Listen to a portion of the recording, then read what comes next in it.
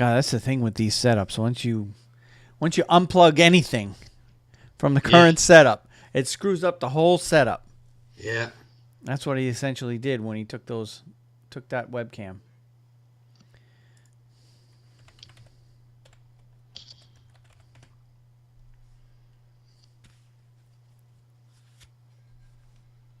All right, ready? Yes, sir. All right. Hello and welcome to episode 42 of the Hockey Nuts podcast. My name is Wayne. I'm here with Steve. How's it going today, Steve? It's going great, Wayne. Good to be with you once again. Stanley Cup going on right now as we speak. It sure is. It's been about 10 days since we last did our show, and that's mostly due to work commitments that both Steve and I had that we couldn't get it done on our normal Wednesday night. Here we are. It's Friday night. And we are here and ready to talk hockey. And, of course, as of right now, Friday night, we have completed 2 Stanley Cup games.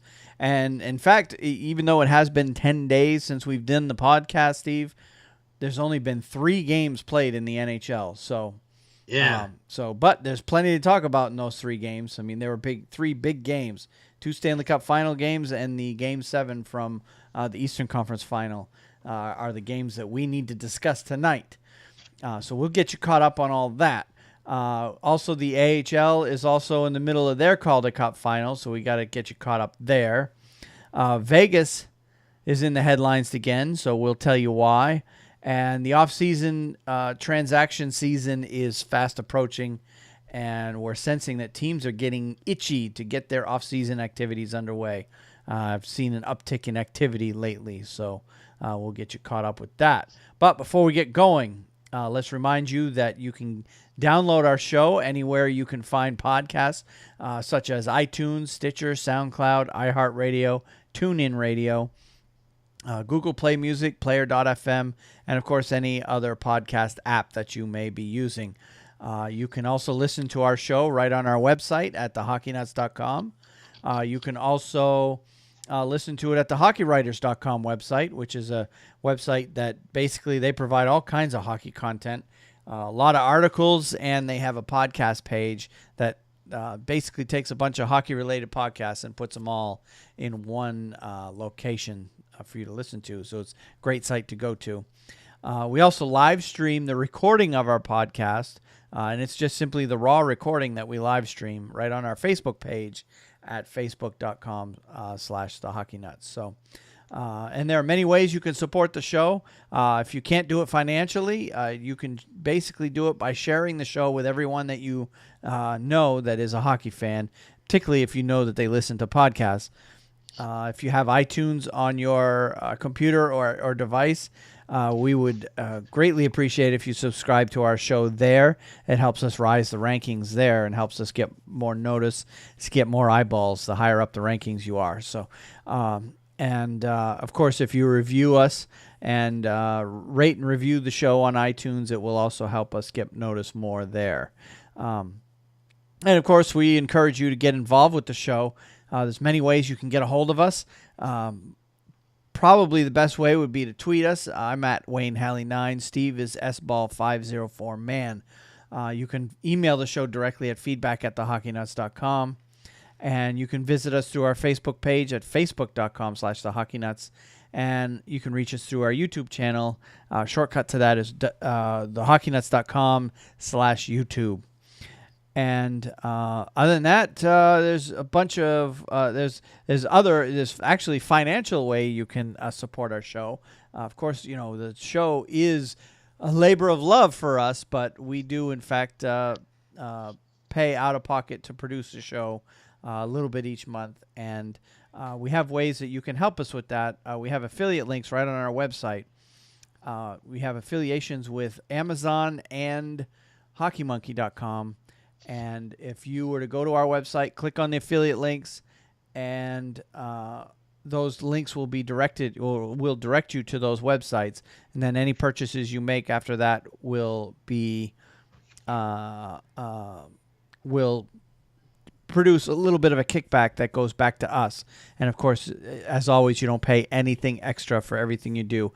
Now, going to those, using those affiliate links, those the clicking on the link only works for a couple of days. So so it's not one of those you click it once and you're done and we'll forever get money. You do have to, if we appreciate if you just go through the affiliate link each time you go to either Amazon or Hockey Monkey, and that would we would greatly appreciate it, and we do appreciate those who've done it in the past. So we thank all of those who have done so. So all right, let's get enough with the business talk. Let's get on with talking about the hockey. Yes, sir.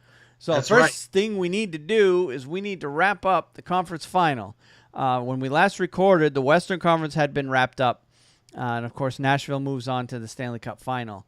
But Game 7 had yet to be played when we last met. So we need to talk about Game 7 on that one. And what a doozy of a game that was. That was one heck of a hockey game. It sure was. Let me tell you. Let me tell you what I was doing that night. I had a buddy of mine from high school, a guy I played hockey with in high school, was in town on business, and he was only in town that night. He was in Lynchburg, Virginia on business, and he had been driving back to Raleigh in order to catch a plane Friday morning. So he got into town Thursday night, so him and I agreed to meet to catch up a little bit because neither one of us had seen each other in years. So we basically caught up over a few beers in Game 7. So I didn't watch the game focus because I was chit-chatting with him. But once it got to overtime, we pretty much had started to wind down our evening, and we were focused more on watching the game. So we did watch the second overtime. Actually, was the one we were in there, and I think we ended up closing the place down. I think there was only one other party at the restaurant we were at when we left there. That's always fun. Yeah. The whole time, you just let people know, hey, I'm in because I'm a hockey fan, Right. And you got to keep the TV on. And they see, the workers see that. They were starting to clean up around us. And the other party was there to watch the game too. So yeah. So that's great. They just let us do our thing, and they were doing their thing, and we got to see a great game. But wow, what a game that was! Oh, that was might have been the game of the playoffs. Yep. One of them, anyways. I'll tell you that. I was disappointed that Anderson didn't get the win on that one, but yeah. But I was hoping that Ottawa would steal that game because I was too. It could have gone either way. That's what it comes down to. Ottawa ended up forcing overtime and got their chances. In overtime, anything can happen, and they certainly did get their chances. So, yeah. I don't know what more else there is to talk about that. It was over a week ago, so, and I know we're itching to talk about the Stanley Cup Final, but yeah. Either way, the only thing that jumps out at me, Wayne, is had Ottawa won that game, and that was a very, very possible thing. They could have won that game. They certainly could. They can't say, oh, God, we didn't have a chance to win. They did have chances to win that game and couldn't capitalize. Had they won that game, it would be a totally different Stanley Cup right now. Sure would. It sure would, and I think, my opinion. I think Nashville would be up 2-0 if it had, but that's just my opinion. Yeah, we'll never know what right. ultimately would happen, but I think the injuries were beginning to in particular to Erik Karlsson, were beginning to take its toll on the Senators. Right. Because I think, I think we'll be talking about it later in the show notes, there were a number of injuries coming from the Senators after after they got eliminated. That's when you find out about all the injuries, and there were several players that were hurting. But anyway, Pittsburgh moves on, and now we have Pittsburgh and Nashville in the Stanley Cup Final. Nashville, it's the first time ever for them getting as far as they have. Yeah. And, of course, Pittsburgh is the defending Stanley Cup champion. So it's the ultimate no playoff experience versus all the playoff experience in the world type of series. Yeah. And we have played 2 games so far, and let's just go ahead and break them down game by game. Let's start with game 1. What were your initial thoughts in that game? Well, I was surprised. I really was surprised how the Penguins were able to rattle Pecorine. It's his first time playing in a Stanley Cup, and there's a lot of things you can give the guy for Nashville's first time there and everything, but they were able to really he did not play well. I didn't think he played well. I thought the Predators should have won that game. That's number 2. I'm not blaming Pecorine for the loss. You're going to have games like that, but my feeling is it should be 1-1 right now, and he just didn't. I felt that Nashville carried the play for 45 minutes of that game. Really, the only part of the game that I felt that Pittsburgh was carrying the play was about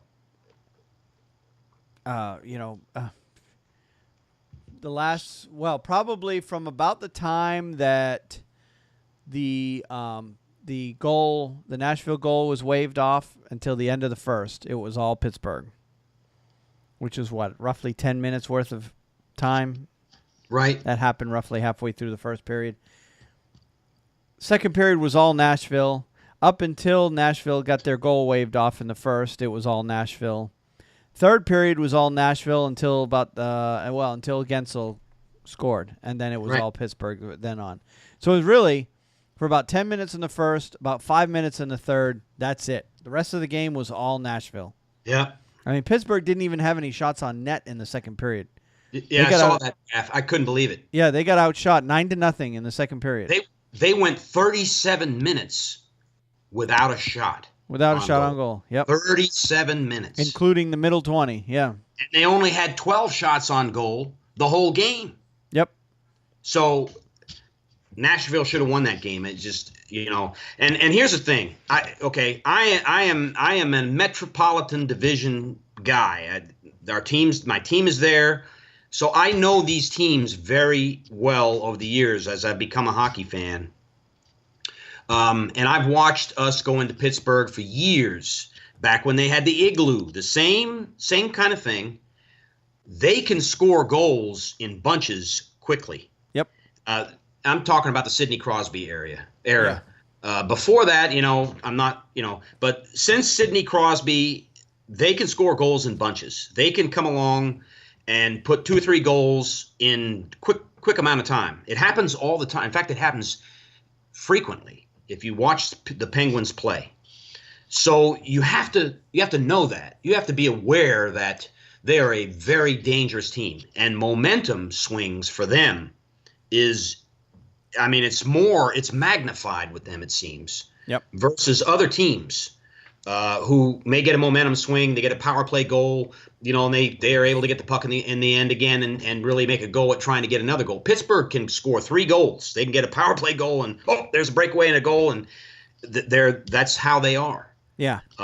But they can also give up 3 very quickly too.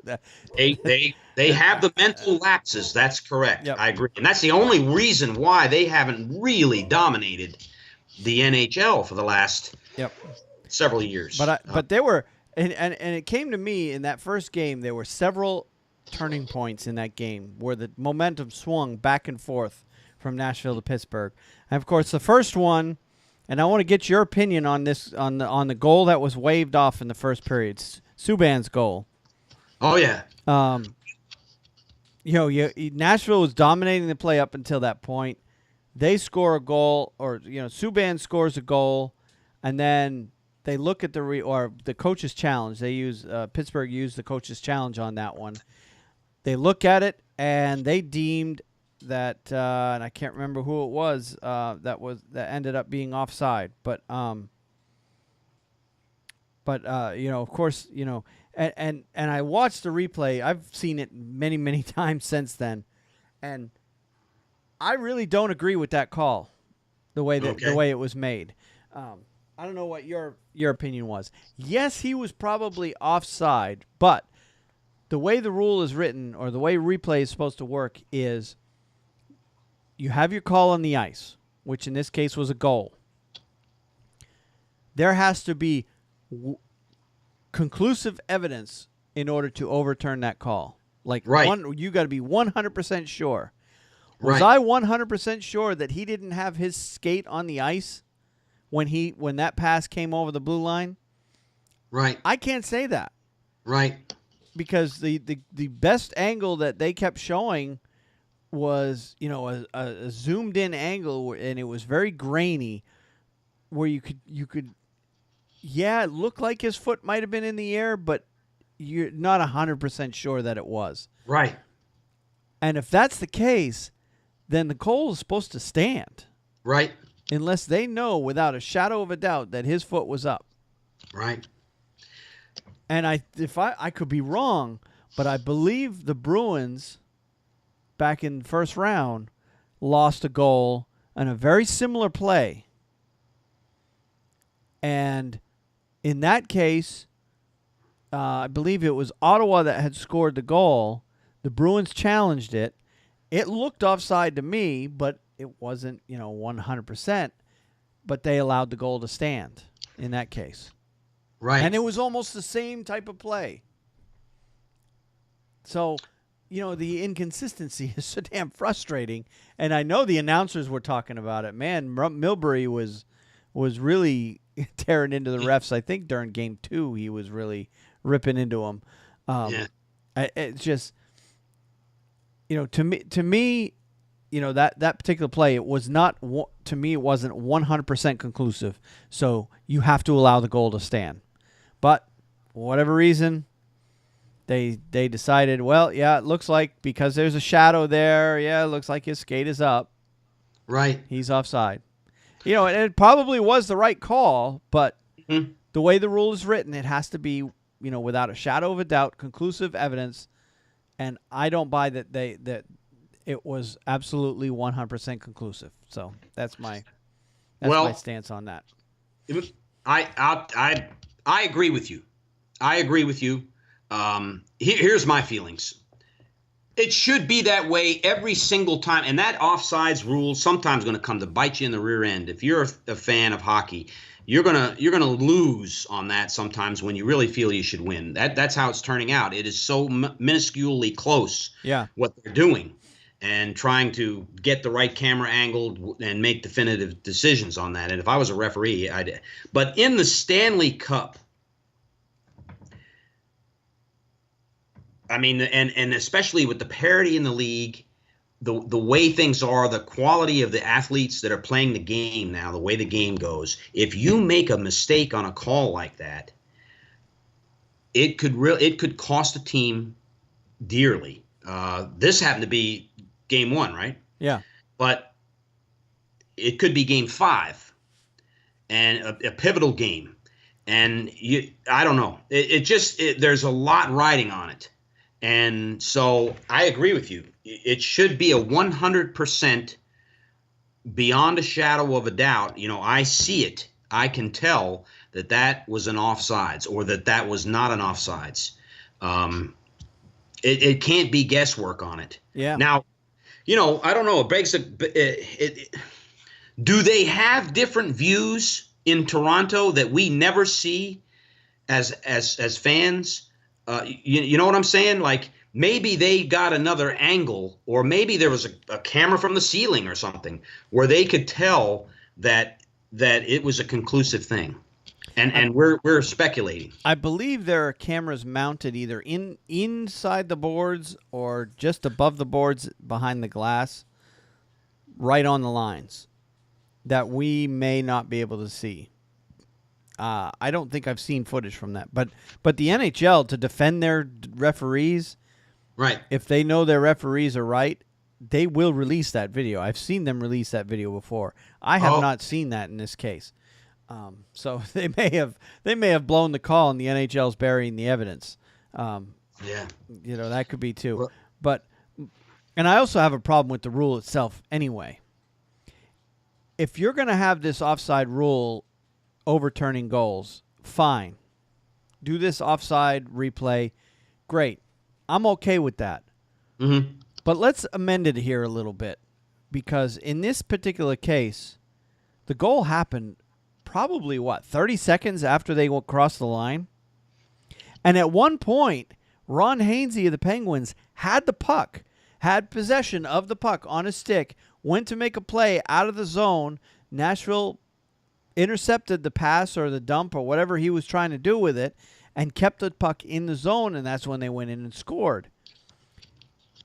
Why don't they rewrite this rule so that if the team in the defending zone gains possession of the puck and they, for whatever reason failed to get it out of the zone, oh well, too bad. You had your chance. You got the puck back.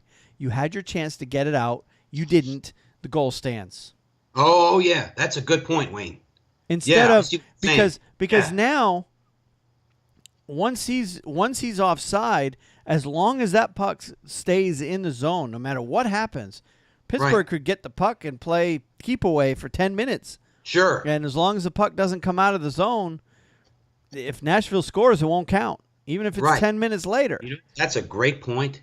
That's a great point. I mean, the way the Think about it. rule is, I think they should amend it so that once the team, the defending team, has clear possession of the puck, and in this case, Ron Hainsey had clear possession of the puck. He had it for a good 2 seconds on his stick before Nashville got the puck back. Then that whole thing is nullified, and whatever happens after that stands. Period. Right. They should at least do that much. Right. That's a great point.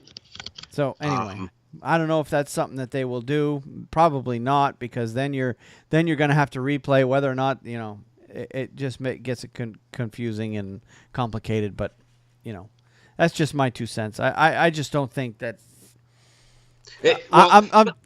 And the other problem I have is I've noticed the linesmen, and of course I see it as a referee and a longtime player, on these close calls, they're waving it off just because, oh yeah, it's really close. I better not blow this dead. We should just let it go, and then we can overturn it and replay if we need to. So they're starting to use the instant replay as a crutch. Mm-hmm. I got to say this, Wayne. To fix their mistakes. I think the officials in the NHL, of all of the major sports, they have a tough job. They do. But I think they do a great job. I think I've watched so much of this replay stuff and in the NFL, and you see all kinds of sport, but I think the NHL has it tough, and I think they do a great job. I think the referees that call the game, the linesmen, everybody in the NHL all together, especially the review room in Toronto, I think they get it right most of the time. And they do. They do, know, but it's just the way it's carried out. I just hate to see teams get screwed on a case like this, because I think ultimately that was the first major turning point in the game, was this non-goal, because Pittsburgh gained the momentum. They carried the play. The crowd got into it after that, and that's when Pittsburgh went 1, 2, 3 goals up on Nashville, and basically put them back on their heels. And before you knew it, Nashville's down 3-0 in that game. Yeah. And then they had to fight and scratch and claw to get back into the game and tie it back up. So yeah. And then, of course, late in the game, Gensel gets his goal to bring them up 4-3, and then they got the empty netter to seal the game. So, but yeah, that was my major issue with that goal that was waved off. Is I felt the call. In fact, the announcers even said, "I think this goal's going to count." He even said it. I think it was Eddie Olczyk that was doing the color in that game. But yeah. So anyway, but yeah, ultimately what ends up happening though is Nashville gets their goal turned away, and then right after that, or not right after, but a few minutes later, the 2 penalties that Nashville got to put them down 5-3, 5-on-3, and then which led ultimately to the Pittsburgh's first goal. I thought the referees blew those calls, both of them, bad. One Why? one Well, was that the guy who fell down in front of the net. Who was the guy that hit him that got the penalty? It was it was Hornquist for the Penguins that went down in front of the net there. He wasn't even touched. I don't know if you saw the replay on that. no, But he went down in front of the net. He wasn't even touched. He went down like he got interfered with. But I've watched that replay over and over and over, and the player, the Nashville player that got the penalty, didn't even touch him, and he went down. And then 2 seconds after that, over in the corner, Trevor Daley gets cross-checked by who was it that hit him now? I don't even have the I don't have it up. But anyway, he gets cross-checked, and he went down like he got shot, and it was just a little, it was a cross-check.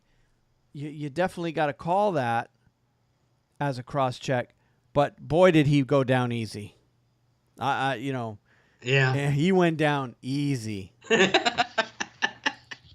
Like I've seen harder checks from 12-year-olds, but so that put Nashville down 5-on-3. Pittsburgh gets their first goal, and then soon after that they go up 2-0, and then right at the end of the third they go up 3-0, and at the end of the first. End of the first period. Yep. Yeah. And then in the second period, not much happened. Nashville got one goal, make it 3-1, and then in the third period, it got crazy. Yeah. Nashville came storming back, tied the game 3-3, and then with about 6-something left, Gensel gets the go-ahead goal, and then of course they got the empty netter. That was it to seal the game. Yep. If you're in Pittsburgh, if you're playing that team right now during the Sidney Crosby era, just momentum swings are critical. And you have to, and I'm saying this as a Rangers fan, we beat the Penguins twice in the last 3 or 4 years. And during Alain Vigneault's term, we beat the Penguins twice in the playoffs, okay? So you have to manage momentum swings with that team. They're going to happen. They're going to get those momentum swings, and you have to be able to stop the bleeding and get it going again. And that's just that. If Nashville doesn't do that, they not only will they lose the Stanley Cup, they could lose a game in Nashville. And it's you have to stop that team, and that's just how it is. And with Kessel, even more so, he has a tremendous positive will to score. He's deadly. He's one of them. But he sure is. You got Crosby. Then here comes Phil Kessel. So But yeah, as far as you mentioned Pekka Rinne earlier, I felt that of the 4 goals that he let up, he should have had 2 of them.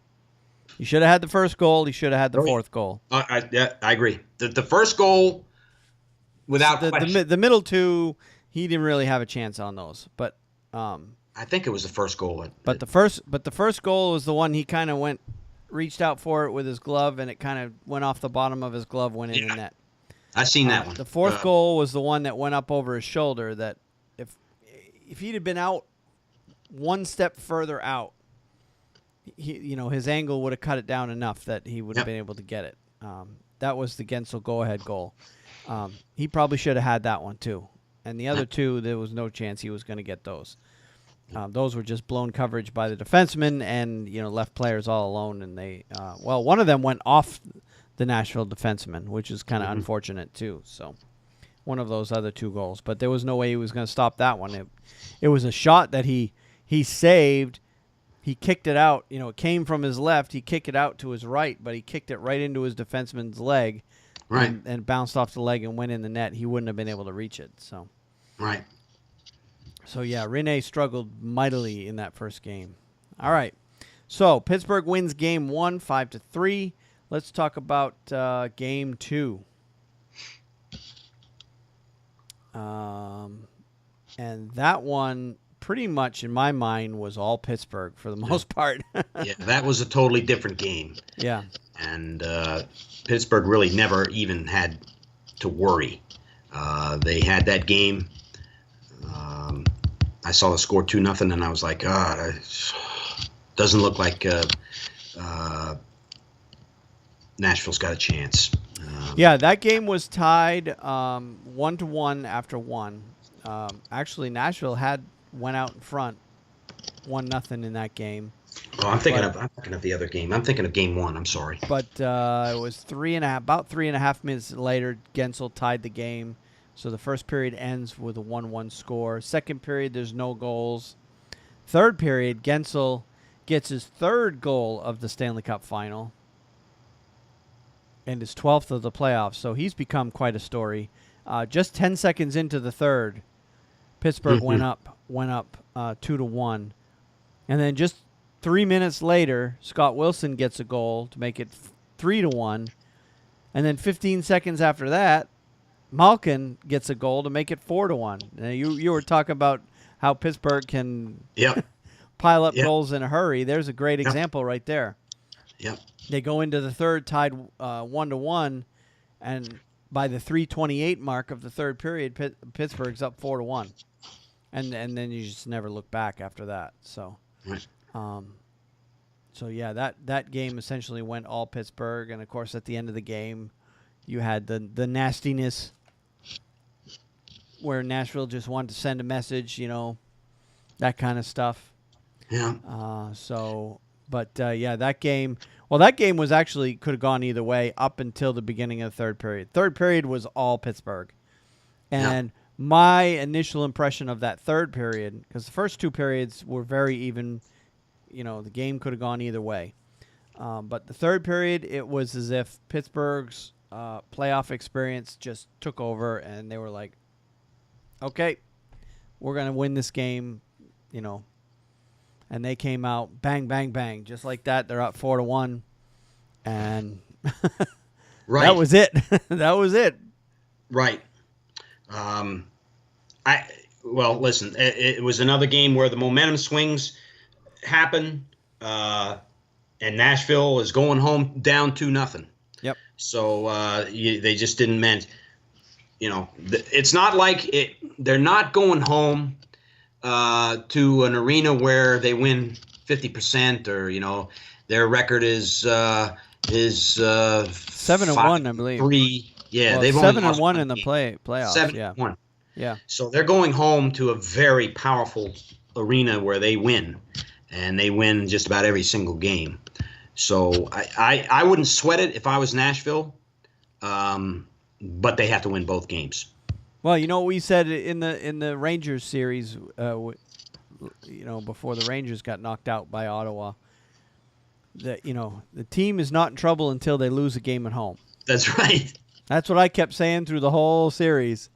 Yeah. The Rangers weren't in trouble until they lose a game at home. Well, ultimately they ended up losing a game at home, and it cost them the series. But and you know what? What really strikes me with this postseason, with this playoff, this Stanley Cup Final, is after game 2, I was up. I wasn't going to bed that early.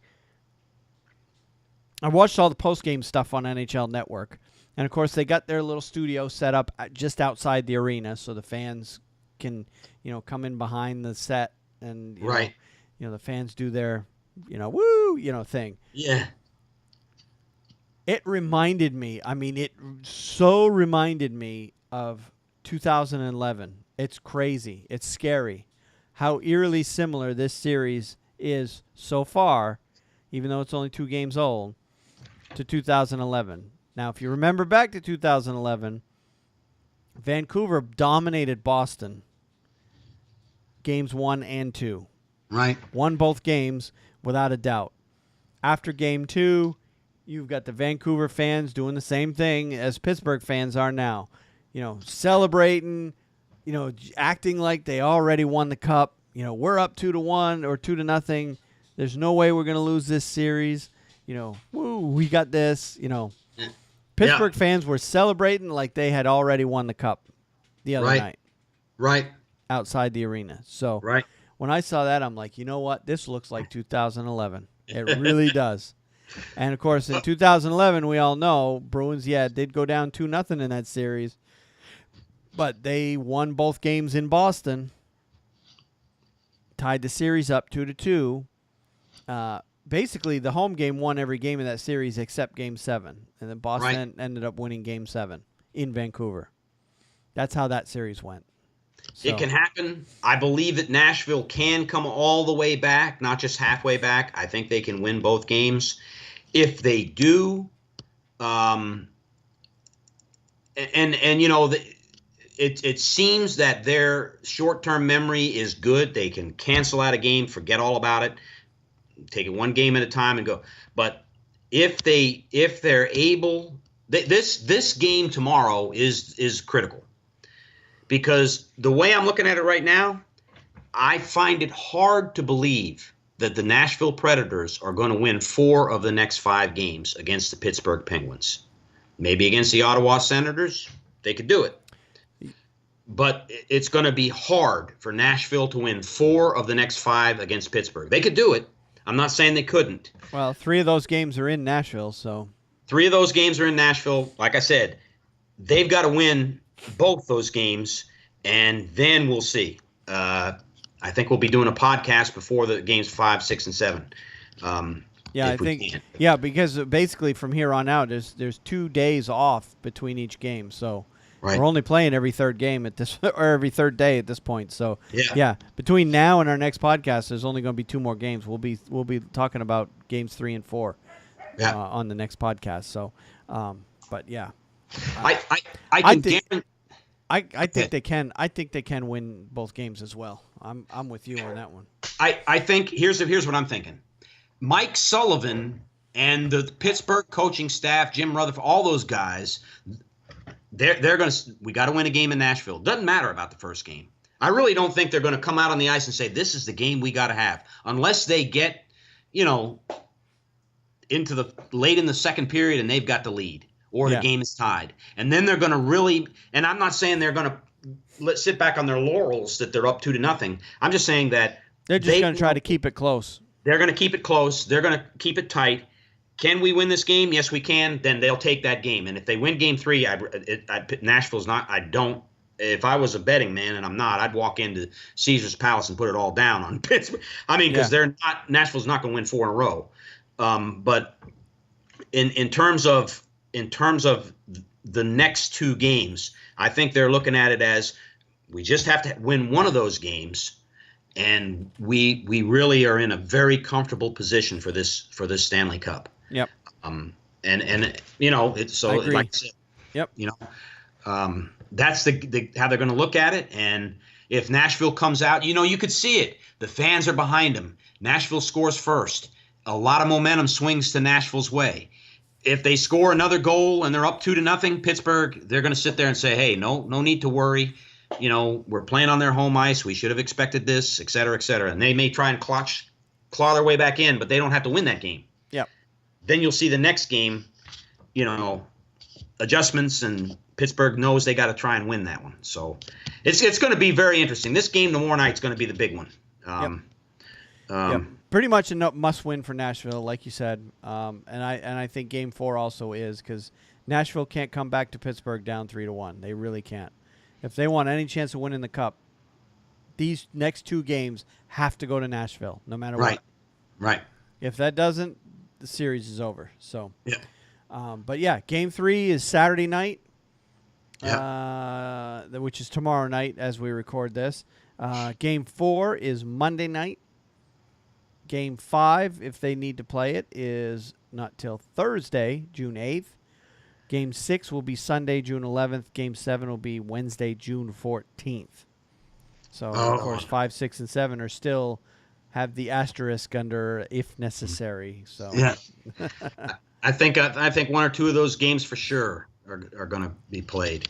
So I just think that Nashville is primed. Yep. And of course, PK Subban is really confident that they're going to win. So, but we'll talk about that a little bit later. So yeah, other than that, I don't have anything else to talk about in terms of the Stanley Cup Final. So unless you don't, let's go ahead and move on. No, I like what you said. I agree with it, and I see I see it as Nashville fight back. I'm pulling for Nashville. Win these next 2 games and make it a series. Yep, I am too. I'm right there with you. All right, well, let's move on to some of the transactions that have been happening. And last week was very slow in terms of players signing with pro teams, but things have picked up, which leads me to believe that the teams are getting a little antsy about the upcoming, because right after the Stanley Cup Final ends, you got the expansion draft, you've got the entry draft, you've got free agency right after that. There's a lot going to be happening to your favorite team, even though your teams are probably eliminated. There's a lot to talk about there. So let's go down the list. All of the players that I found have signed with teams, and I didn't have a chance to look at it today. I made this list last night. And you had a big week. I'm just going to say that before you even say anything. You had the Bruins, I know they're partying on this one, so we'll just wait till it comes out. But you got to be happy about the signing. All right, I just pulled up, while you were talking, I just pulled up the transactions that have happened. No, none have happened today. Let's see, 1, 2, 3, 4 on June 1st. 1, 2, 3, 4, 5, 6. All right, there were a couple that happened after I got done. I don't know which ones they were. Okay. Henrik Haapala, who was playing for Tappara in Finland, signed with the Florida Panthers. Let's see. Who was the other one that I missed? That's it. Thomas Heike, who was playing for BK Mlada Boleslav. That's hard to say. Signed with the Vegas Golden Knights, so they now have 3 players. Yeah. Michael's, or I don't know if it's pronounced Michael or Michel Spacek, out of Czechoslovakia or Czech Republic. Boy, I'm struggling tonight. Was with the Red Deer Rebels, is now with the Winnipeg Jets. Maxim Mamin, forward, who was with CSKA Moscow, is now with the Florida Panthers. So they signed a KHL player. He should probably go straight to the pros. Mm-hmm. I can't imagine a KHL player would come over here if he wasn't going to be with the big club. Right. Jonas Johansson, out of Brynäs in the Swedish League, signed with Buffalo. Another Brynäs player, Oscar Lindblom, forward, signed with Philadelphia Flyers. Christian Jaros, defenseman from Luya in the Slovakian League, I believe. Mm-hmm. That's good, Wayne. Although he may be with the Swedish. I don't know Luya. I don't know that club. They may be. He's Slovakian, but not sure that the club team he was playing for. But anyway, he'll be with the Ottawa Senators. I'll skip the next one. We'll finish with that one. Philip Holm, defenseman, Vaxio Lakers Hockey Club, is now with the Vancouver Canucks. Victor Antipin, defenseman, who was playing for Metallurg Magnitogorsk of the KHL, is now with the Buffalo Sabres. Again, probably a guy that's going to go straight to the big leagues in that one. Straight to the pros, that's right. Matis Edmonds Kivlenkis, goaltender, was with the Sioux City Musketeers, signed with the Columbus Blue Jackets. Sioux City is in the USHL, I believe. So he probably won't be. He'll be a long-term project for Columbus. Well, they got Bobrovsky anyway, so. Libor Sulak, defenseman, was with the Pelicans. Doesn't say what league that was. And he has signed with the Detroit Red Wings. That leaves us with actually 2 others, but I have stories on those. The first one I want to talk about is the LA Kings acquired the rights of unsigned draft choice Bakanji, or he's also known as Boko Imama, from the Tampa Bay Lightning in exchange for the Kings' 7th-round selection in the 2018 NHL Draft. Kings Vice President and General Manager Rob Blake announced on Wednesday. The trade is conditioned on the Kings signing Imama to an NHL contract before Thursday's June 1st, 2 p.m. Pacific time signing deadline. I didn't know there was a deadline there. And I didn't get a chance to research what that deadline was about. Imama, a 6'1", 220-pound forward and an assistant captain, played in 66 games with the St. John Sea Dogs of the Quebec Major Junior Hockey League this past season, recording 41 goals and 55 points to go along with 105 penalty minutes and a plus 11 rating. He led all Sea Dogs skaters in goals, was fifth in the points, and was third for penalty minutes. The Kings did end up signing him before that deadline to a 3-year entry-level contract, and didn't say how much the contract was for. But this Kings fans are pretty excited about this kid. So Okay. he was obviously the 41 goals for the St. John Sea Dogs, and of course they went to the Memorial Cup. They won the Quebec League. He was their leading goal scorer. So this kid has a pretty good chance of making the team right out of camp. So I would not be surprised. Good. Especially with the Kings and the way their situation is right now. They need goal scorers in a big way. So I think they're going to give him every shot to make the big club. So, but that was a trade that happened earlier this week. Also this week, the Boston Bruins announced on May 30th that the team signed forward Anders Bjork to a 3-year entry-level contract beginning with the 17-18 season. Bjork served as an alternate captain for Notre Dame Fighting Irish this past season, finishing the year with 21 goals and 31 assists for 52 points, all career highs, with 16 penalty minutes and a plus 17 rating. Now, of course, 52 points doesn't sound like a lot, but if you remember, NCAA only plays between 32 and 38 games a season, so right, he was averaging well over a point a game. Great player. And of course, you and I both watched the Frozen Four. Yeah. He was clearly the best player on the Notre Dame Fighting Irish in my mind. No question. Yep, and he's a very, very good offensive threat. Yep. For the Bruins, and they got to be happy about this one. Yep. This is up there with Charlie McAvoy, in my opinion. Yep. So. Yeah, and I think he's up there in talent, right up there with Jimmy Vesey as well, because he was a Hobey Baker finalist this year too. Right. And he's a little on the smallish side. He's 5'11", 183 pounds.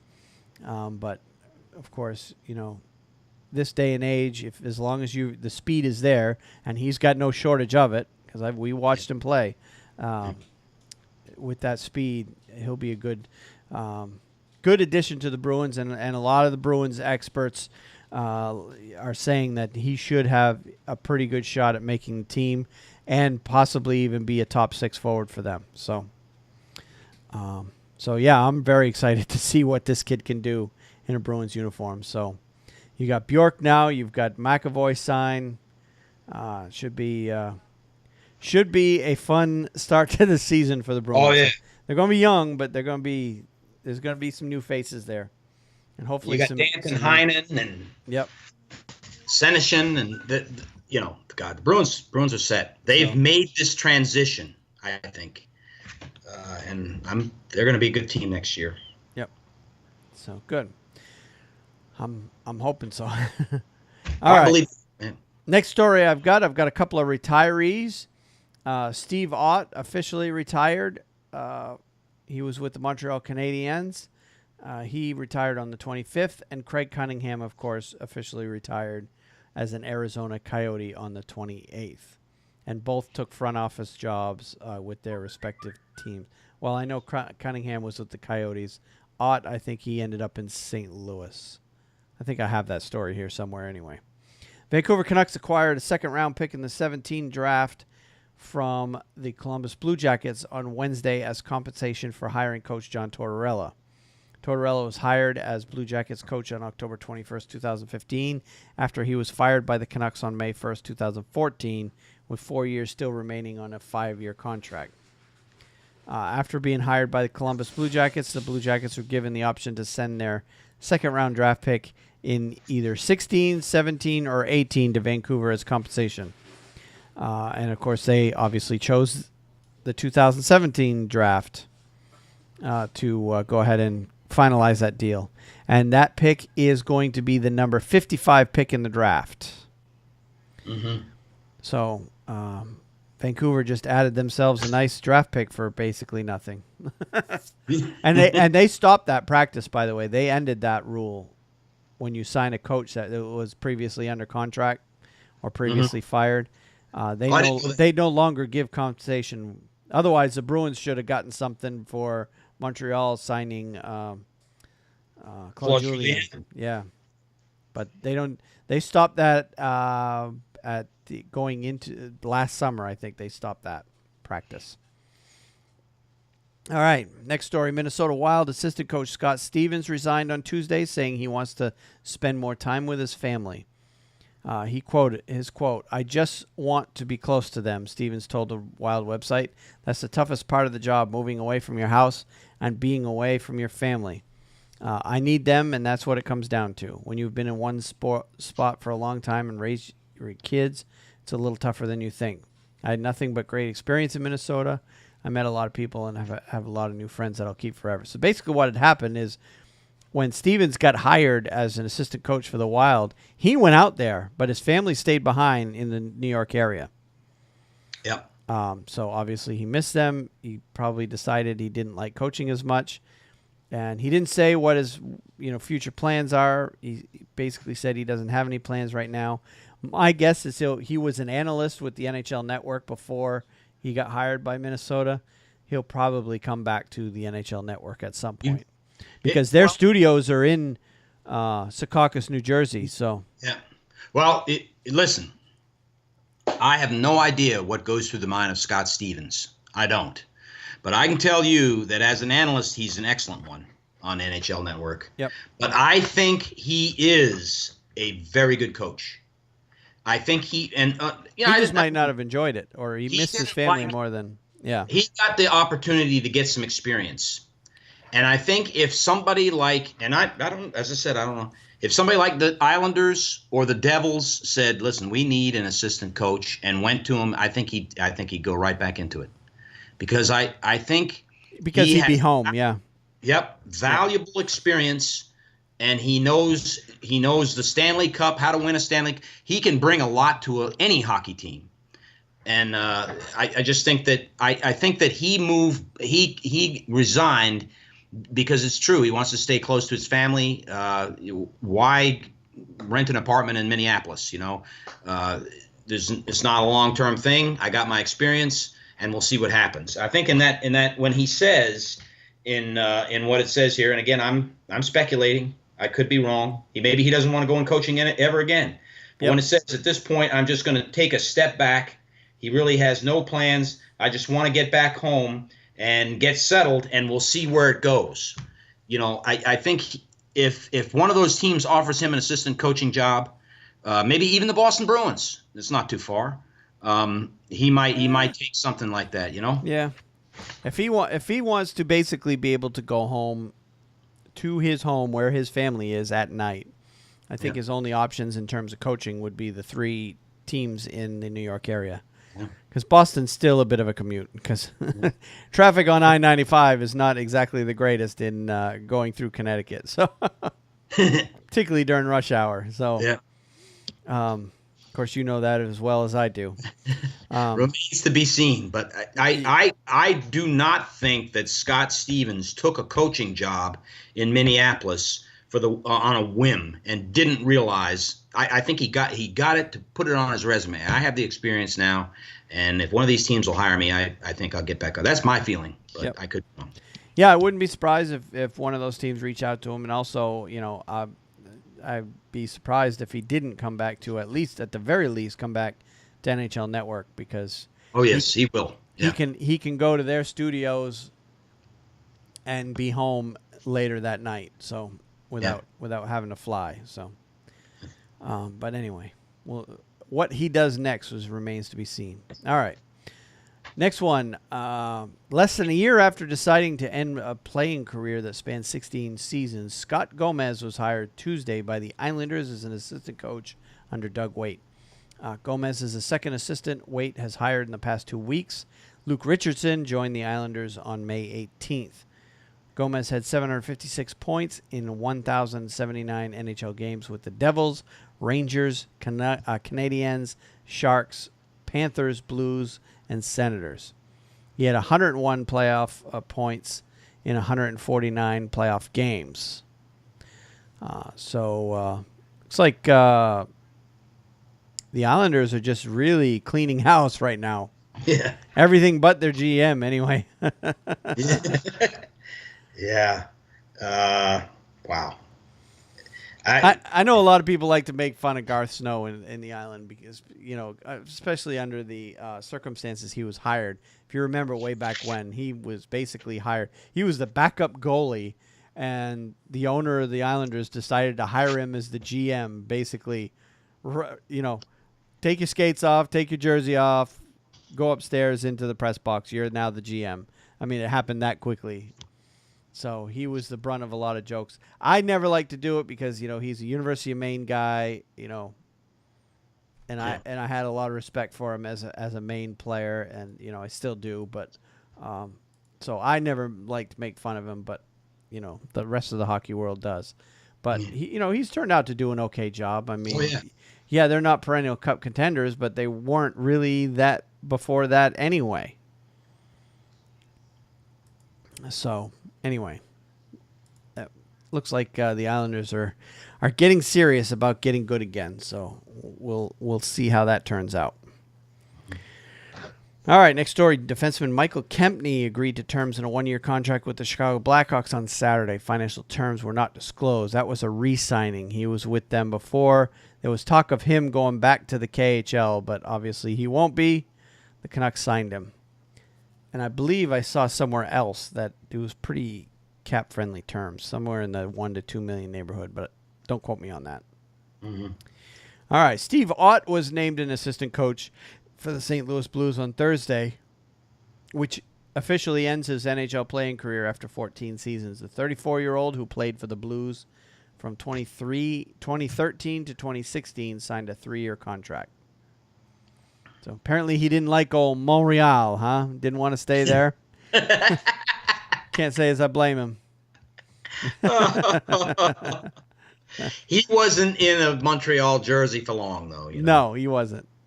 No, what, quarter of a season, something like that. Yeah. He was a rental player, basically. Yeah. All right, unless you have any other transactions, that's all I have. That's sounds good to me, Wayne. All right, let's move on to injuries. And there were a few this week. Columbus Blue Jackets center Brandon Dubinsky is expected to be ready for the start of training camp in September following wrist surgery on Monday. Dubinsky's recovery will take about 3 months. He had been experiencing discomfort in his wrist since the season ended, and after examination last week, has determined the surgery was the best course of action. We expect that he'll be ready to go when training camp begins in September, GM Jarmo Kekalainen said in a statement. Dubinsky, who's 31, had 41 points and was a plus 16 in 80 regular season games this season. Had 2 points in 5 Stanley Cup playoff games. Very important player to Columbus. Yep. I didn't know he was hurt, but apparently he was. All right, now Erik Karlsson will have an MRI and X-rays on his injured left heel next week, but the Ottawa Senators defenseman said Saturday he expects to fully recover. Karlsson played the entire playoff with 2 hairline fractures in his foot. Man, that's nuts. I'm going to have to go over that this week, Karlsson said at Canadian Tire Center, where the Senators cleaned out their lockers after being eliminated in Game 7 of the Eastern Conference Final on last Thursday. Haven't really done much the previous 2 days, he said. I'm going to get an MRI and some X-rays done this week, and we'll go from there. But hopefully it shouldn't be an issue coming the start of next year. All right. So obviously we knew that Carlson was hurt. It was pretty well known. Yeah. So looks like he's getting it taken care of.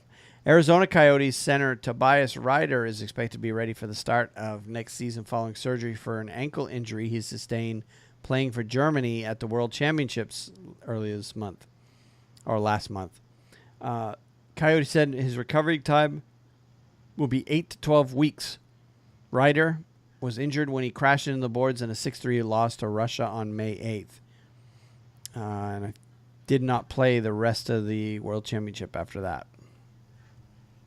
He had 34 points in 80 games with the Coyotes this season. He's going to be a wily veteran, even though he's 24. Yeah. They have so much youth there in Arizona. He's one of their veteran players. Yes, he is. And they do have a lot of youth. Yep. One of the youngest teams in the league, aren't they? If not the youngest. Mm-hmm. It's either them or Carolina. One or the other. All right. Anaheim Ducks defensemen Hampus Lindholm and Sami Vatanen are likely to miss the start of next season after each sustained shoulder injury during the playoffs, GM Bob Murray said on Thursday. Lindholm would need 4 to 5 months to recover after surgery to repair a torn labrum. Vatanen, who will have surgery to repair the same injury, will need more time than Lindholm, Murray said. We're almost positive Hampus is having shoulder surgery, Murray said. Sammy needs surgery. He's deciding where to do it. These two guys have had bad shoulders, and they played through them all throughout the playoffs. Vatanen was injured in Game 1 of a Western Conference first-round sweep against the Calgary Flames and returned for Game 3 of the second round against the Oilers. And, of course, the Ducks ended up beating the Oilers in 7. Lindholm injured his shoulder in Game 4 against the Flames but did not miss a game. Forward Patrick Eaves, who was injured in the second round and didn't play the final 10 games of the playoffs, had a deep bone bruise, Murray said. Eaves can become an unrestricted free agent on July 1st. Forward Ricard Raquel, who missed the final 2 games, had an ankle sprain, and defenseman Kevin Bieksa, who was injured in Game 1 against the Oilers and missed 9 games with a lower body injury before returning Game 4 of the conference final, said he played with a torn MCL that doesn't need surgery. Center Nate Thompson sustained a hairline fracture in his ankle against the Flames, but did not miss a game. And center Ryan Kessler, who scored 1 goal in 17 playoff games, was asked if he was 100%. And he said, quote, "Was I? I didn't play like it. That's for sure. I'm not a big fan of guys divulging injuries," he said. "I'm sure I'll get it looked after. Hopefully I don't need to get anything done." So he didn't confirm or deny that he was injured, but, you know, a goal in 17 games it's amazing they got as far as they did with that performance. Yep. All right. That leads us to Milestones, Records, Honors, which I didn't find any this week unless you did. There were none that I saw or could report on. Okay. Suspensions and fines. PK Subban has not been shy about his this story we're going to wait. Okay. You wanted to talk about that towards the end of the show. Yeah. We have a PK Subban story to talk about. So there's a teaser for you. All right. Some of the other interesting stories that went on during the week. There's a lot of speculation. I'm not going to read everything that I wrote in the show notes because it's pretty much the article that I found verbatim. This next one is a great one. Alex Ovechkin. This is a great story. I read the story, but it looks like Alex Ovechkin may be available for the right price. Yeah. I guess that's right. In a nutshell is the story. Yeah. It seems to be some tumultuous times there in Washington. Looks like Ovechkin is on the hot seat. Barry Trotz is on the hot seat. So it looks like the GM of the Washington Capitals has not ruled out trading Ovechkin, or at the very least stripping him of his captaincy. Brian McClellan, who's the GM of the Washington Capitals, also said that he hasn't been entirely happy with Barry Trotz's performance, but he's not ready to fire him. But he's also said he's not ready to offer him any kind of an extension. So it should be interesting to see. And with this, I'm like, this is one of those stories that should have stayed behind closed doors, I think, but somehow got out. You know what? That's a good point. For the sake of the Washington Capitals, I wanted to talk about this story with you. Yeah. Listen, we both know the Capitals need an overhaul. I don't know how major you want to call it, but they need an overhaul. They need to change what they're doing in order to progress. And if it means trading Alexander Ovechkin and that turns out to work, more power to him. Yep. If it means that Barry Trotz doesn't go any further after this last year and they get a new coach, and great. But they got to do something. I don't know that Alexander Ovechkin is the reason for all these years where they got a goalie in Braden Holtby who could very well win the Vezina for the second year in a row. Yep. Who couldn't stop Pittsburgh. That's not Alexander Ovechkin's fault. Nope. I really was surprised at how Holtby played in that series. They had a chance. Yeah. But at the same time, Ovechkin didn't put up great numbers either. Now, that could just be because the opponents that they played, put more attention at stopping him. Yeah, and he was hurt. Which is part of it, but big players step up at big times. Crosby gets a lot of attention from opposing teams, but he still gets his numbers. Right. He just turns it up a notch too. Right.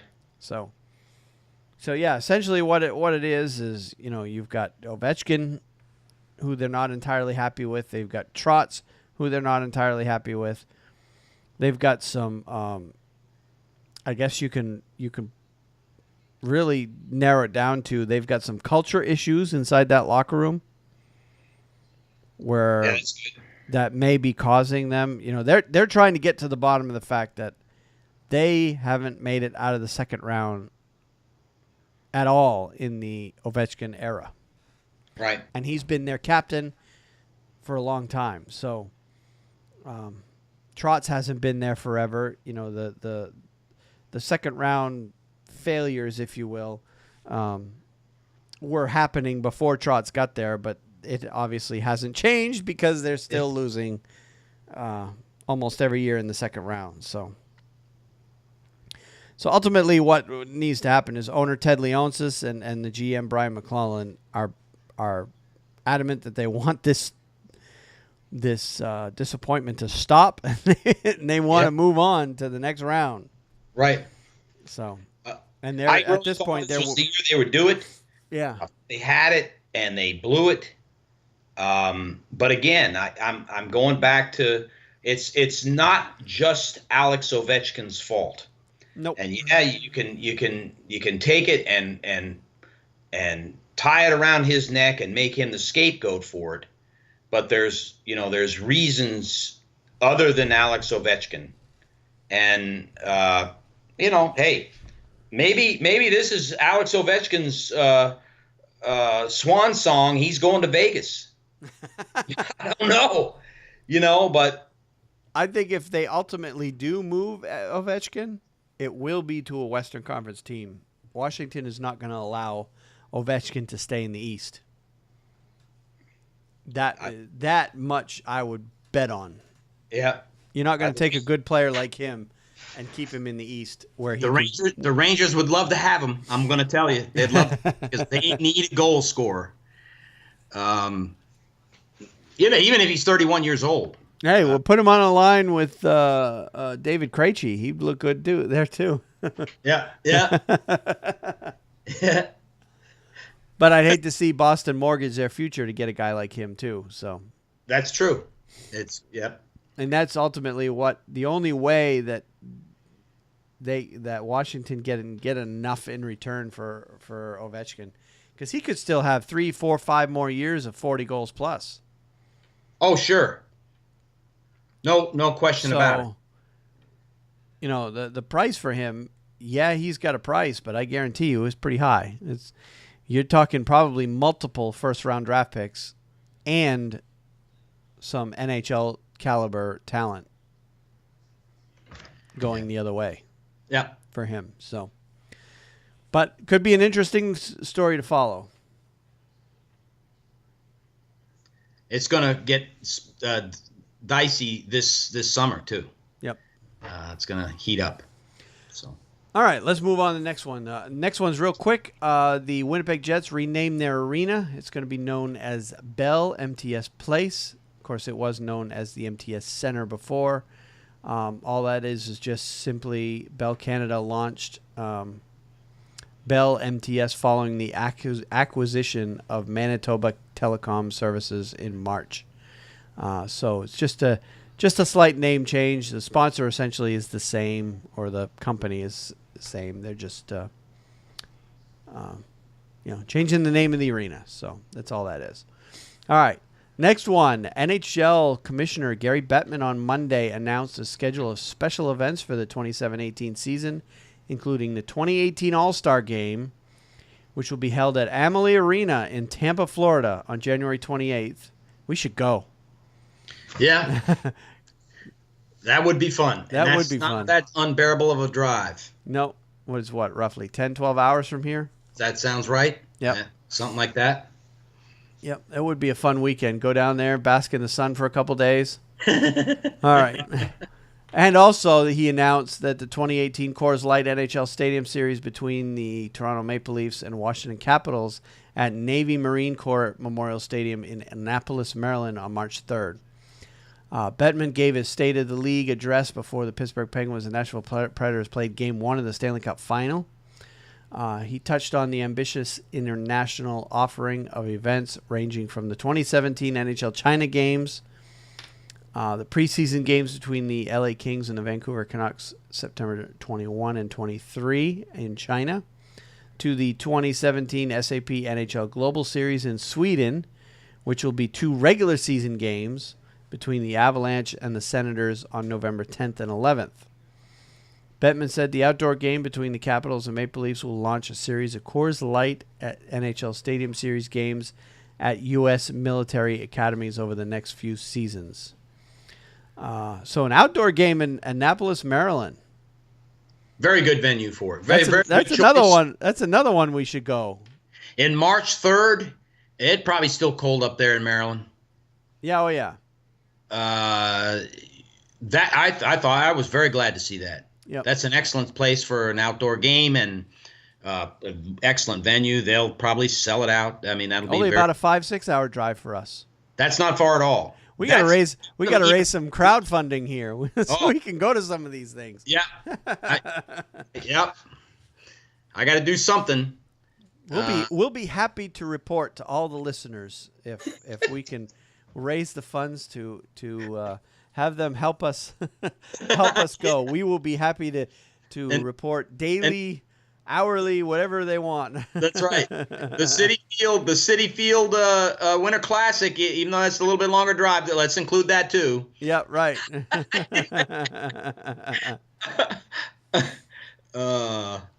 So, I mean, it's not like we're going to try to go to Sweden or anything. We just want to go. We just want to go to the stuff that's within driving distance of here.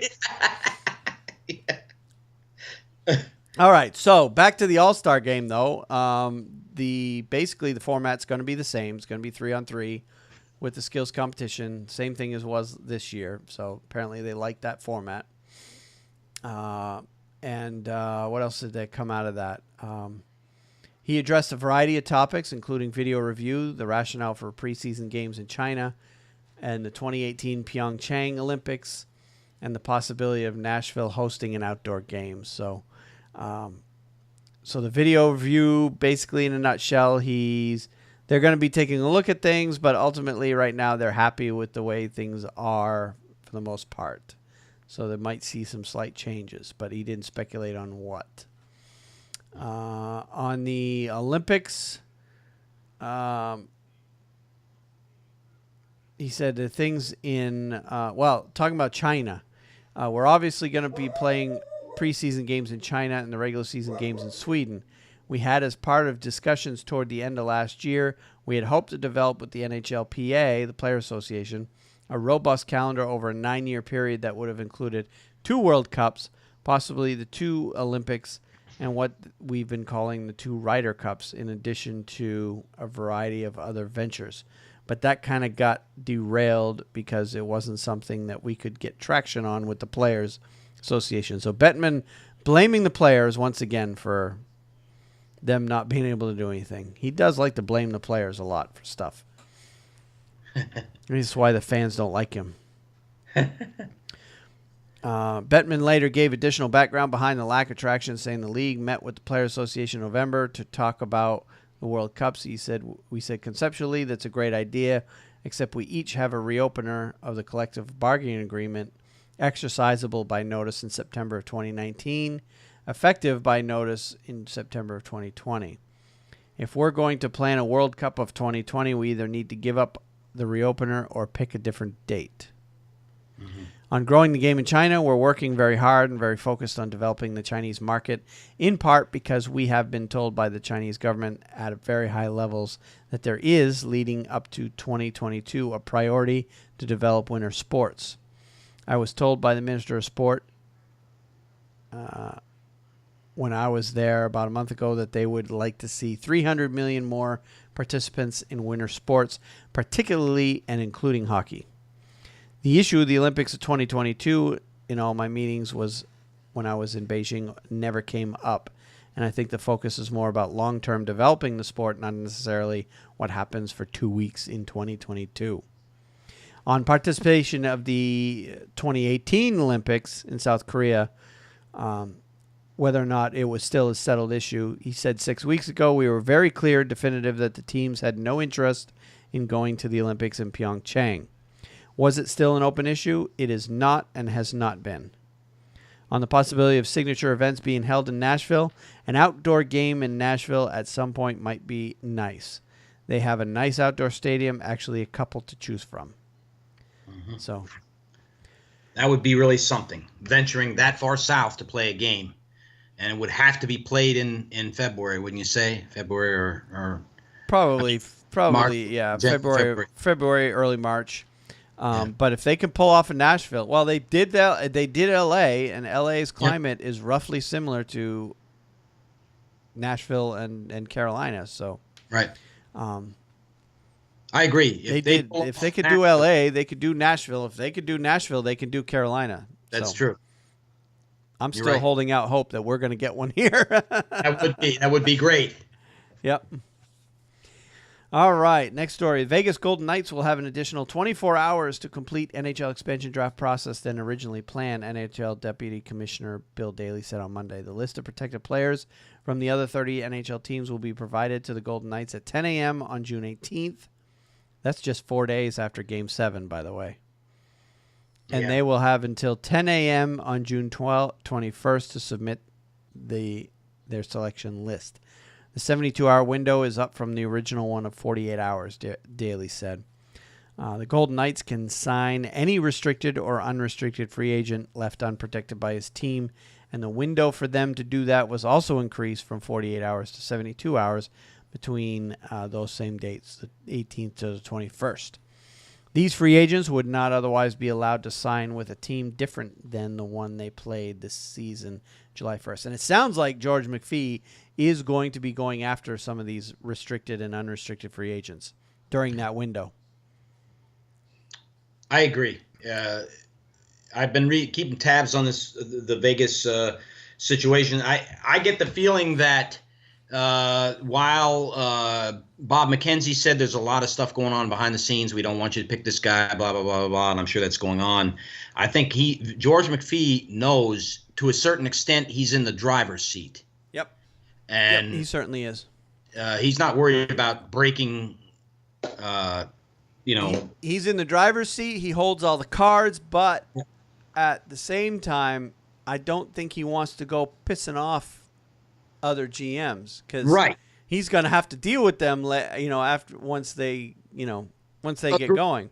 Agreed. Yeah. But let's.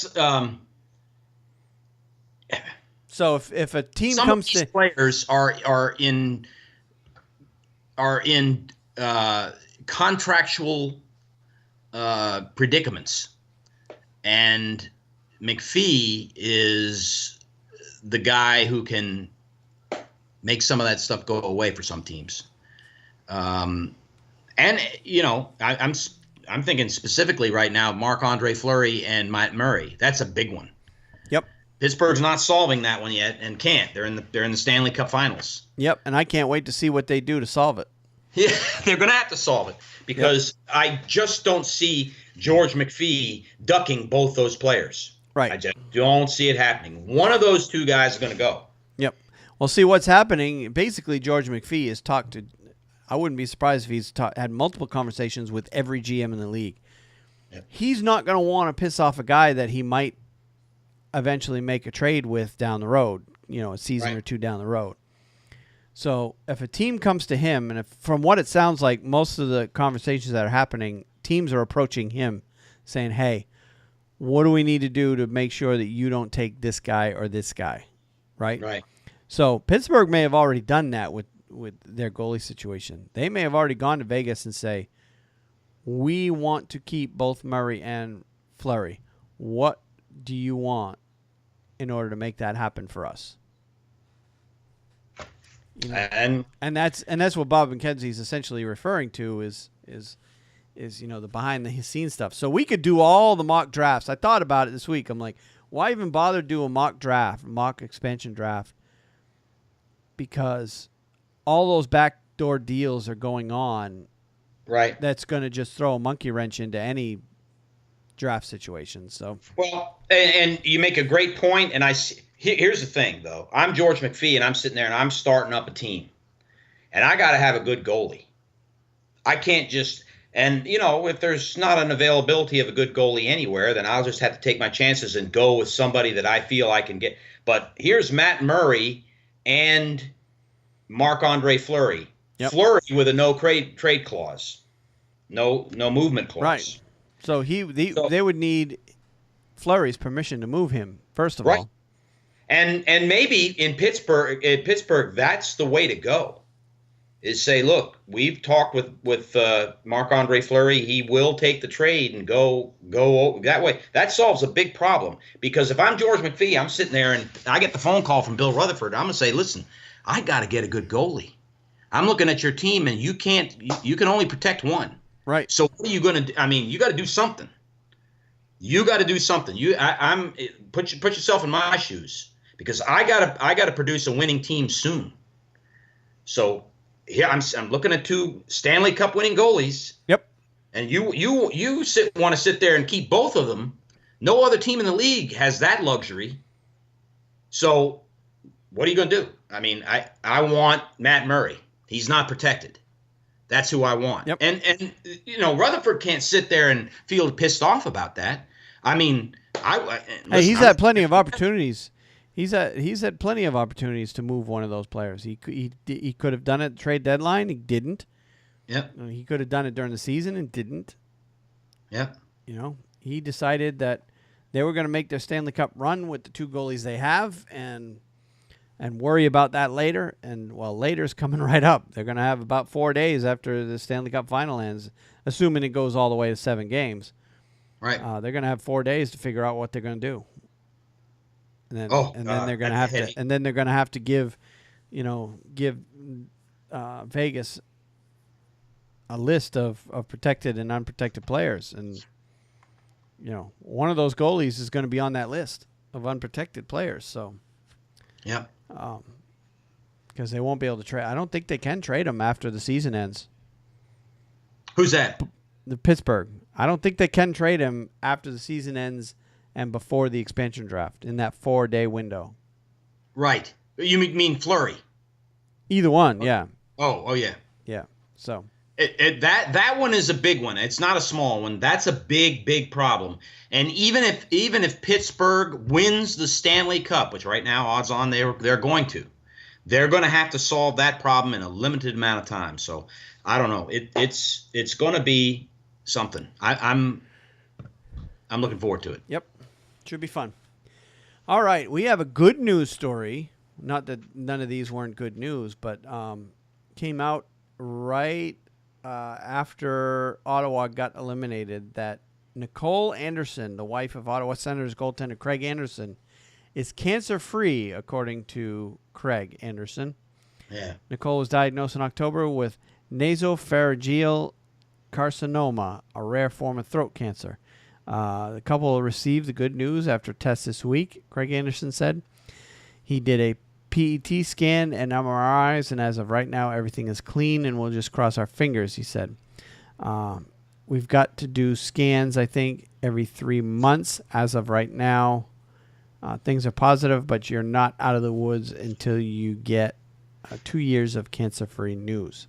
So, good news for the Anderson family there. Yeah. That very good news. Apparently, she is cancer-free at the moment. All right, and the final one I have under this category is the trade discussions ahead of the NHL expansion draft heating up. Vegas GM George McPhee said he expects his first trades would be completed as early as next week.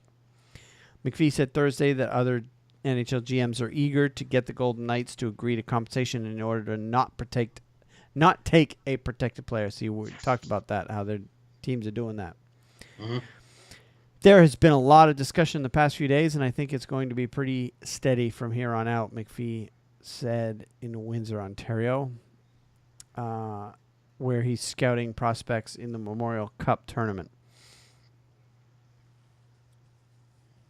Yep. He said several GMs have tried to make appointments to get together at NHL Scouting Combine next week, but we'll certainly do that. We have a pretty good idea, obviously, what players are on the bubble. McPhee said a lot of NHL teams can protect 7 forwards, 3 defensemen, and 1 goaltender, or 8 skaters of any position. I can't see a team would do that because you cost yourself 2 players. And then, of course, Vegas will select 1 player from each of those teams. So, again, happens quick right after the finals are over. Yeah. If this final goes 7 games, they have exactly 4 days before the next deadline. So, should be interesting. All right. Do we even need to talk about power rankings? We're down to just 2 teams. I have Pittsburgh, Nashville is all I got. And that's it. I agree. Power rankings are pretty much over. Good. All right. Next week, it might be interesting if it's tied 2-2. Yeah, true.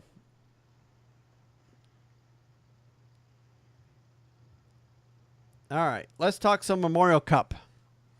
Let's put that one to bed because that one finished up while we were away last. I can't remember where we were. I think we had 2 games left in the Memorial Cup when we last recorded. It sounds right, Wayne.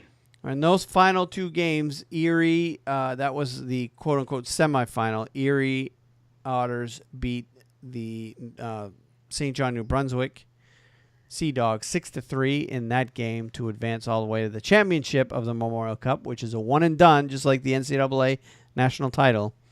And in that game, the hometown, the host, Windsor Spitfires, stuns the Erie Otters. Yep. Winning 4-3. Now, I don't know what kind of a season Windsor had. They actually had a pretty good season. I looked it up. They had like 41 wins and 18, 19 losses, something like that. So yeah. So they weren't a bad team to begin with. No. Okay. No, they weren't good enough to win the Ontario Hockey League because the Erie Otters ended up winning that. But I hear a lot about the Canadian Hockey League in that the Ontario Hockey League is essentially the class of all of the junior teams or the 3 leagues. And of course this proved it this year, where both teams in the final were Ontario Hockey League teams. So so congratulations to Windsor for beating Erie 4-3. Now there was one thing that jumped out at me in that championship game. And that was the play of a guy named, and I'm trying to find him now, Jeremy Bracco, who had a goal and 2 assists in that game, and I think he had 8 points in 4 games for the whole tournament. Mm-hmm. He seems to be the guy. Well, he led the team in points anyway in the Memorial Cup tournament. And was one of their best players throughout the season. He's going to be in Toronto. He's a Toronto draft pick. Oh, okay. A name sounded familiar. So add him to the long list of prospects that Toronto has. Yeah. It's almost getting unfair now. Yep. This is becoming the Edmonton Oilers. Well, in a few years here we have, last several years we've had, Penguins, Blackhawks, the same teams over and over at the top. Yeah. I think a change is in the air. We're going to start to see Edmonton, Toronto, Arizona, possibly even Carolina. Yeah. Being perennial powerhouses. As weird as that sounds. Yep. So, and the Windsor winning goaltender, kid by the name of Michael DiPietro, who has not been drafted yet. I believe he will be part of the draft this spring. So I'll be interested to see where he ends up going. Because he's put up great numbers this year. Mm. And the only thing concerning with him is he is a little on the short side, which this day and age is frowned upon if you're a goalie. So... All right, that's all I had from Memorial Cup. Again, congratulations to Windsor for winning that. The American Hockey League is next. Yes. And they seem to be progressing even slower than the NHL. Yes. The conference finals are now over. The Syracuse Crunch ended up beating Providence in 5 games. And the Grand Rapids Griffins ended up beating the San Jose Barracuda also in 5 games. So that sets up a Calder Cup final, Grand Rapids Griffins against the Syracuse Crunch. So the travel times won't be so bad. Those two cities are relatively close together. That's right.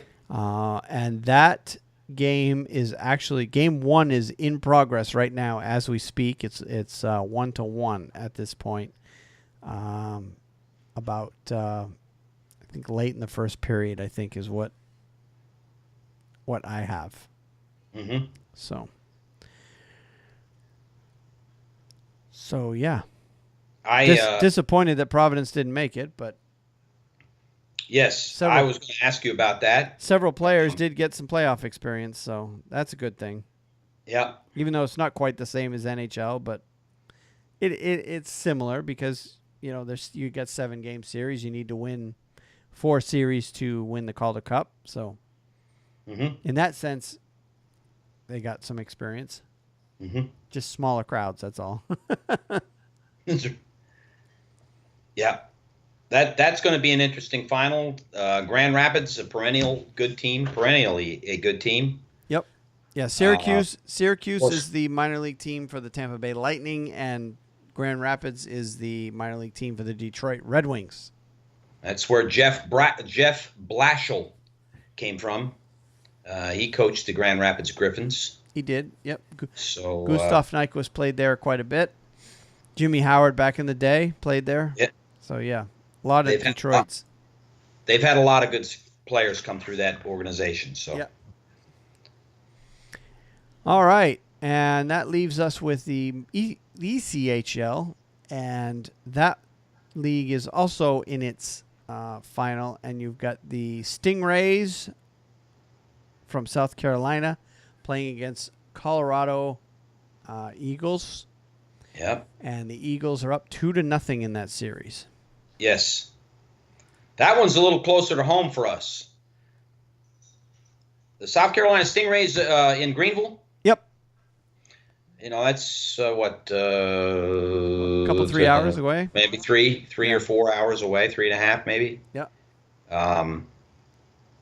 But they're losing right now. And didn't we read that Greensboro's getting a team in this league next year? No. Oh, no, they're getting a team in the Southern Pro Hockey League, I think. The Winston-Salem Thunderbirds. Or is it the Federal League? Yeah, they're getting a team. The Federal League is getting the old Winston-Salem Thunderbirds are coming back. That's right. And they're going to be playing now at the Lawrence Joel Veterans Memorial Coliseum in Winston-Salem. Yep. So I've heard that's an interesting building. I haven't had a chance to play or referee there, although I've guys I ref with have ref there before. I've never watched a hockey game there, but I can tell you that the old building where Wake Forest played their games, Winston-Salem Coliseum, that building was the home of the Carolina Thunderbirds, and that was a wild place. They had a lot of hockey games there. Never went and watched one. Yep. But interesting. Yeah. Yeah. So all right. Well, that concludes all of our playoff talk then for the minor leagues. So that leaves us with our picks of the week. Yes, it does. And Wayne, I wanted to, before we said anything, I was very thankful for the response of this guy that wrote us on Facebook in regards to Alain Vigneault, and was very thought-provoking what he said. You read it on the last podcast, and I had a chance real quick to think about it really quickly, and I didn't want to give a response in case he's listening again. And if that's okay, he said that Alain Vigneault, I forget the words he chose, but to the extent is being touted as a better coach than he really is. Maybe that's maybe I'm not saying that entirely correctly, but wasn't singing the praises of Alain Vigneault. And I had a slight response for that. I first of all hope the Rangers keep Alain Vigneault as a coach, and I don't see a reason why they wouldn't. But if you look at him in the last 4 years as the coach of the New York Rangers, we've went to the Eastern Conference Finals twice, and we did very well this year, came very close to going to the Eastern Conference Finals again for a third time. You look across the NHL, how many coaches have done that in the last 4 years? There's not too many of them. I can count them on one hand. Yep. That alone speaks a lot for Alain Vigneault. But on top of that, his coaching ability is very good. The Rangers are in the playoffs every year. He's been the coach, with the exception of the 1 year where we got beaten in the first round, and that was last year by Pittsburgh, who won the Stanley Cup. We played very well. What he's lacking is a goal scorer. He really doesn't have. Rick Nash did not turn out to be, and that trade was made before his time. He doesn't have the elite goal scorer.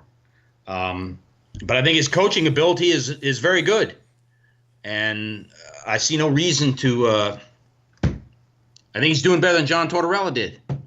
So that's my response. He's also won a President's Trophy with the Rangers, although that might not mean much to this gentleman. He's done very well in a very difficult division. So, I think he's third now on the wins list for the New York Rangers all time in 4 years. That, to me, he's doing very well. So I don't. He has not won a Stanley Cup. It's an extremely hard thing to do. Very difficult to win a Stanley Cup. Yep, definitely. If that's your criteria that he's no good because he hasn't won a Stanley Cup, then there's a lot of coaches out there who aren't good because they haven't won Stanley Cups, and that's not a good criteria. So that's all I had to say. Okay. Yeah, and I'm trying to find the original message now. It's kind of been a couple of weeks now since that message, so I can give this gentleman credit. Damn.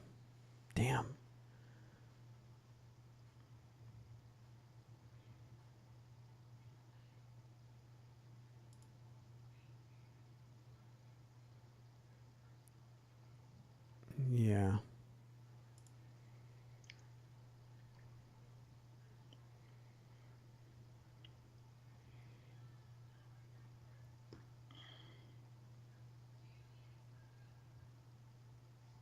Can't remember if it was a chat message or if it was a...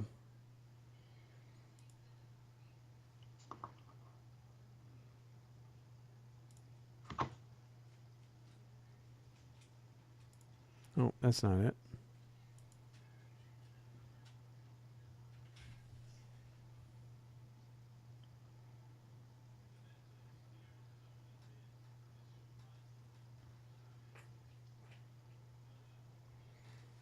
It's gone so far down my list, I I kind of lost it. Anyway, It was a good. He had some good points, and he did have some good points. Yep. But I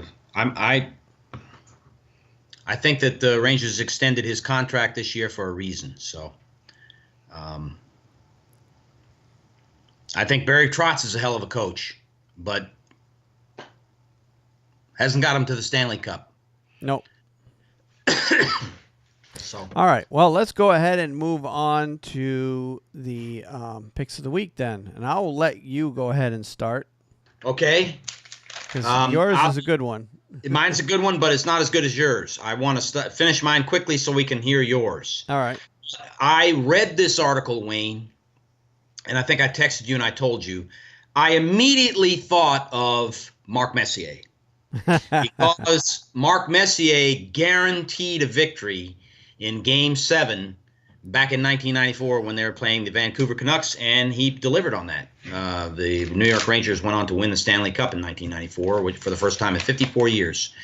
PK Subban of the Predators stands by his guarantee of a Game 3 win. And I immediately thought of Mark Messier. PK Subban has not been shy about his confidence in the Nashville Predators and their ability to bounce back. The defenseman essentially guaranteed a Predators win against the Pittsburgh Penguins in Game 3 of the Stanley Cup Final at Bridgestone Arena on Saturday, 8 p.m., following a 4-1 loss in Game 2 at Pittsburgh on Wednesday. That in and of itself, if you're a hockey fan, watch this game. That in and of itself should be good. Yep. It's good enough for you. Yep. We don't lose in our building, Subban said. So we're going back home. We're going to win the next game, and then we'll see what happens from there. Subban doubled down on that guarantee Thursday with Nashville trailing in the series, the best-of-7 series, 2-0. I feel even more confident now that I've had a night of rest, Subban said. There's no question we're going to win the next game, and then we'll move forward. The Predators are 7-1 at home during the Stanley Cup playoffs, including 3-0 in the first home game of each of their series that they played so far.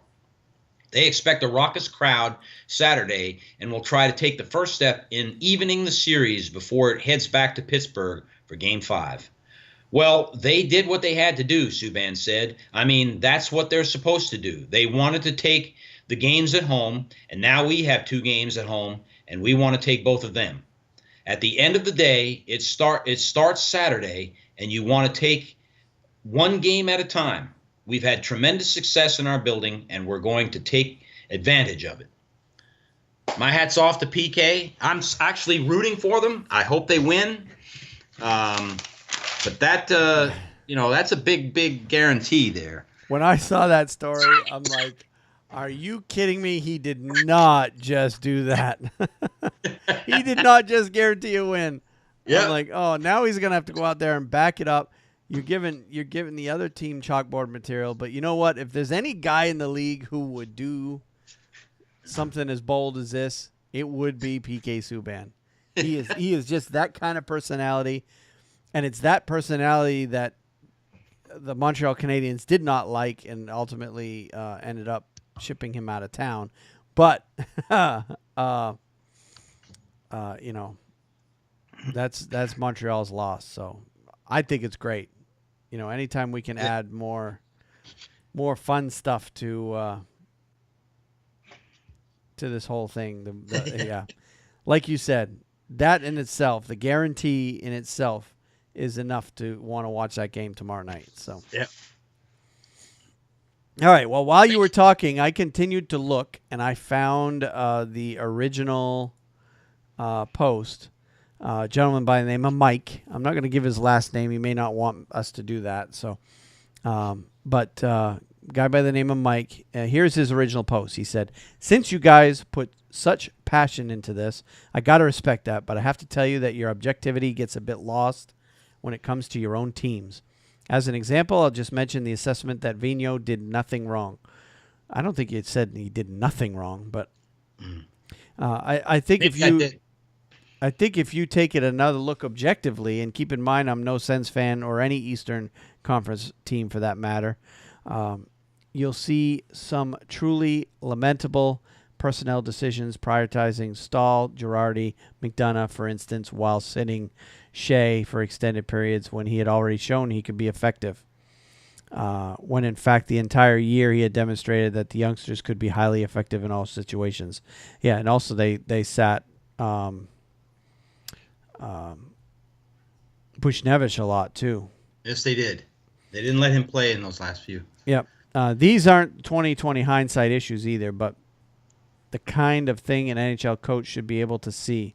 And this is just one way in which outsiders could see this team was doomed by coaching decisions. This coach, I'll add, has acquired an image that people see as wise and knowing, while he has never actually accomplished anything when it matters. Well, the reason, if anyone was interested in seeing it, was manifest during these playoffs. So obviously he's no Vigneault fan. No, it's not. So I just gave him something to think about, though. You know, you stack up the last 4 years in Alain Vigneault's record, yep, and you look down the teams in the NHL or the Western Conference, whatever you want to do. He makes a good point. Vigneault hasn't won in when it counted. I mean, he was Vancouver's head coach. He did take them all the way to the final, but ultimately had a 2-0 lead in that series and lost the series to Boston in 7. So, don't know if you want to blame that all on the coach, but because there were players on that team that when Bruins turned up the heat physically on Vancouver, there were a lot of players on that team that essentially folded, if I remember correctly. So, pair of twins in particular. But anyway. Yep. But I can go on. In that sense, the points he's making, that was one of the reasons that the Bruins made the move with Claude Julien. He tended to favored his veteran guys, more than the younger players, and sure. I did not want to open up my other. When we did go to the Stanley Cup with Alain Vigneault, we lost 4-1 to the Los Angeles Kings. But you go back and check it. Okay. The Kings won 3 of those games in overtime. One game in the winner, the final 4th game that they won the Stanley Cup on, was a double overtime game. Yep. And in each of those games, if the Rangers had just won one of those games, it's a whole new series. We have a different story. Yep. So again, it's just like what happened to Ottawa. They had all kinds of chances in Game 7. They could be in the Stanley Cup right now, but Lady Luck didn't shine on Ottawa.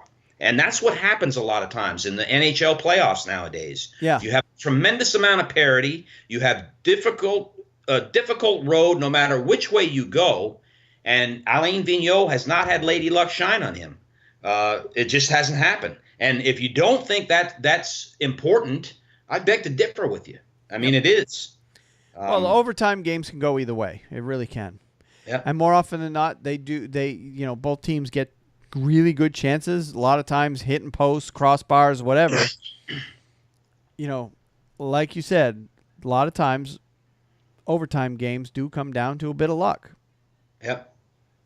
And, those games can go either way. So, Anyway, enough about that. Let's move on to my pick of the week, which actually has a Carolina component to it. It's an article written by Tim Campbell with NHL.com, and I found it on NHL.com website, so you can find this article yourself. And it reads as follows. At 36, Pittsburgh Penguins defenseman Ron Hainsey has little interest in the firsts he has reached in the 2017 NHL playoffs. First playoff game, yes, at 36. First playoff point, first playoff goal, first Stanley Cup final. It's safe to say he's only interested in what lies ahead, potentially winning the Stanley Cup for the first time. Pittsburgh Penguins lead the best-of-7 Cup final 2-0 against the Nashville Predators. Game 3 is Saturday at Bridgestone Arena. I'm just very appreciative of this opportunity this year, Hainsey said. It's been great, and we're close to something pretty amazing. The opportunity has been a long time coming. The native of Bolton, Connecticut, has played 14 seasons with the Montreal Canadiens, Columbus Blue Jackets, Atlanta Thrashers, Winnipeg Jets, and Carolina Hurricanes. That was a collection of 907 regular season games before Hainsey participated in his first postseason game, and only because the Hurricanes traded him to the Penguins on February 23rd for a second-round pick in the 2017 NHL Draft and former Danny Cristo. No active NHL player had taken longer than Hainsey to reach the playoffs. He refuses to let that define him. He says he has never been frustrated or thrown temper tantrum or kicked a garbage can in exasperation. No. Kick a garbage can. What's good's kicking a garbage can do for you, Hainsey said. Never. No, every game there's something you could have done better. That, after a game, is when I'm usually most annoyed. Then whenever you address it that night or the next day, move on and go to the next one. It's the best I can tell you. So annoyed is about as far as he'll go about the past, and it has left no mark, Hainsey said. I said earlier this year when this was brought up, I would have loved to have played 100 playoff games and have 3 Stanley Cups by now, but it's just not how it's worked out for me, he said. I don't think I've gone out there and sunk teams for 14 years previous to this year. It's just the teams the way they've gone. You go out hoping to play every game to win it, and at the end of the year, you add up the points and the top 16 get in, and the other guys don't. About the present, Hainsey doesn't care for the discussion about the playoffs this season, this opportunity being some kind of karma, and that he's paid more than his share of dues. If you're into that sort of thing, but not me, not really, he said. It's just do your part, see where it goes. Penguins assistant Jacques Martin pointed to the acquisition of Hainsey and veteran Mark Streit as critical for the Penguins in their quest to back-to-back Cup titles. When you look at the trade deadline, shoring up our defense because of the injuries, we needed depth, Martin said. Trevor Daley was out, Chris Letang was out, and Chris never came back, so those acquisitions became a real key piece of our blue line. Hainsey, with 6 points in 21 playoff games, has played alongside Brian Dumoulin as a reliable top 4 pair for the Penguins. Each was a +2 in Game 1 of the final, same in Game 2. And I want to insert there, Dumoulin was originally a Carolina Hurricanes draft pick as well. I didn't know that. Yeah, he went to Brian Dumoulin? He went to Pittsburgh as part of the Jordan Stahl trade. Oh. Yep. I didn't know that. Yep, and he's also a native of the state of Maine too, Dumoulin. Hainsey played in 1953 in Game 1, 1950 in Game 2. It's a solid pair, and what Hainsey brings is experience and his skating ability is a big thing, Martin said. He's a mobile defenseman with long reach and big body. His skating has been a big plus and helped our blue line, our team. He can kill penalties. He's a key guy. He was a key guy in Carolina's defense corps. He filled the role, and he's really stepped up and played our top 4. Hainsey may have had no playoff experience before this season, but he has been paying attention. He's watched games and series, he said, but spent little time contemplating what he'd been missing. A good question. Haven't really thought about much about that, he said. Once you get into the series, they really take a life of their own. It's been a long time. I was fortunate in my early years to go to a Calder Cup final with Hamilton in the American Hockey League in my second year, which isn't the same thing, but it's similar. You play into June. We lost that, unfortunately, in Game 7. A little, but you forget how a series kind of takes a life of its own, and it can go on for 2 weeks with ups and downs and little plays and little things that can change momentum. So I picked this article because obviously Ron Hainsey played a lot of time here in Carolina, and he was a major part of their defense here. And Carolina fans would agree with me on that you know, they hated to lose him, but they knew that, you know, given his age, I believe he's an upcoming free agent, you know, that he was probably going to be the first guy to go, and he ultimately was at the trade deadline.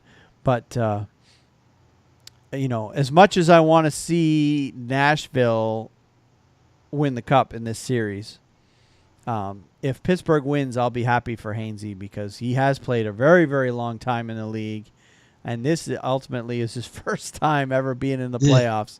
So he's having a hell of an experience for that. Yeah. You know, that's really good, Wayne. I see for his sake, you know, I don't want the Penguins to win, but for his sake, I would like to see Ron Hainsey win too. That's a great article. That was great. Yep. I hope they do. I hope he does get a. I'll be watching the TV to see him hoist the cup. Oh yeah, and I'm sure that picture will be front page news in in Raleigh. Ron Hainsey gets his Stanley Cup. Yeah. Kind of like how Bork did, you know, in Colorado back in what was it, 2001? I think it was. Now, yeah. Oh yeah, Ray Bork. Yep. That was. Oh gosh, Gary Thorne, and now all that was great. I was very happy to see that. Yep. And congratulations on your Bjork. You know, because he's a great player. You Bruins fans got to be happy about that, man. Yep, certainly are. And you know, there was a lot of Bruins fans. A lot of the scuttlebutt that I was hearing in some of the other Bruins related podcasts was that Anders Bjork had the potential of turning into another Jimmy Vesey situation. Oh, wow. Because had he decided to go back to school for his senior year, he plays out his senior year, and then all he has to do is just refuse to play until, what was it, July 1st? Yeah. No, August? When was it that? It might have been August. Yeah. You might be right. Yeah. So, and the Bruins could have lost him for nothing, the way Nashville lost Jimmy But they Vesey. didn't. He wanted to go to an organization where the jersey, putting it on and winning the games and winning Stanley Cups matters. Mm-hmm. And they, just like the Rangers, you know, you wear that jersey, you want to win every game. Yep. And so I'm happy for the Bruins, you know. Rangers fan, I'm happy for the Bruins. They got a good one there. But I wonder if Jimmy Vesey's kicking himself watching the team that drafted him playing in the Stanley Cup Final right now, and he's not part of that team. Yeah. So, oh well. That's kind of the stuff you sign up for when you try to pick a team to win. So. Yeah. All right. Well, that's all we have for this week. Yeah. That's a good one. Unless you have anything else to add. No, but I thank you for letting me get my words in about the coach, and that's it. I appreciate it, Wayne. It's been a very good podcast. No problem. But for next week, though, we've got things are really winding down. Next week might be a short one. We keep saying it might be a short one, but we always end up stretching them out. We've got to talk about games 3 and 4 of the Stanley Cup Final. We've got to talk about the American Hockey League Calder Cup Championship. That will be still going next week. The ECHL Championship will probably still be going next week. There'll probably be more transactions at this point, probably some trades. I was hearing rumors of a trade with Vegas and Chicago earlier in the week that might be taking place, and I can't remember the details of it, but obviously that hasn't come to fruition as of yet that I know of. So we might see something there. But stay tuned for next week, and there'll be a lot more news stories, and hopefully we'll be coming back to a 2-2 series. Yeah, that's gonna be neat. So It'll either be a 2-2 series or it'll be probably 3-1. I doubt we'll be talking about the end of the season next week. No, I agree. You never with know. I mean, who Yeah. would have picked Chicago losing 4 straight you. Yeah. to open the playoffs? But anyway. Okay, well, with that, we'll go ahead and end it. And until next week, we'll talk to you later. See you next week. Have a good night. You too. Thank you, Wayne. Let's see. I didn't get a chance to look at today's stories before we started recording, so I was just scrolling through to see what we had. And, yeah, Predators could be winning Stanley Cup Final, according to metrics. They're talking Bonino might be out for Game 3. PK is still not backing down on the guarantee. Yeah. That came out today. They talked about Sullivan and 86-87 Oilers are the number 5 all-time team. Sullivan and Laviolette, how they have similar paths to get to where they are today. Oh, yeah, both Massachusetts boys. Yep. Yep. Randy Carlyle gets a contract extension. Ducks coach. Yeah. Kunitz. Ooh, Carl Hagelin is back. He's ready to go. Yep. That's a big one. He may take Bonino's place, probably.